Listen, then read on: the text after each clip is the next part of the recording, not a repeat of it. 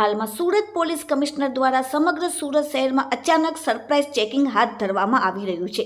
તે ચેકિંગ પછી ગુનાખોરી ડામવા હોય કે પછી સુરત શહેરના જુદા જુદા વિસ્તારોમાં ફૂડ વિભાગમાં કોઈ પણ જાતની કચાશ હોય તેને ડામવા માટે, તેને દૂર કરવા માટે સરપ્રાઇઝ ચેકિંગ હાથ ધરવામાં આવી રહ્યું છે। સુરત શહેરમાં આજે સુરત પોલીસ કમિશનર શ્રી અનુપમસિંહ ગેહલોતના સૂચના અને આદેશથી તેના માર્ગદર્શન હેઠળ સુરત શહેર એસઓજીના અધિકારીઓ, કર્મચારીઓ તથા એસએમસી ફૂડ ઇન્સ્પેક્ટર શ્રીની અલગ અલગ ટીમો બનાવી સુરત શહેર વિસ્તારમાં યુવાઓમાં પ્રચલિત એવા ઉમરા, પાર્લે પોઈન્ટ તથા પાલ વિસ્તારમાં આવેલ નેચરલ આઈસ્ક્રીમ, સિદ્ધિ આઈસ્ક્રીમ તથા બાસ્કિન રોબિન આઈસ્ક્રીમ ખાતે લોકોના સ્વાસ્થ્ય સાથે ચેડા ના થાય તે સારું ચેકિંગની કામગીરી હાથ ધરવામાં આવેલ હતી।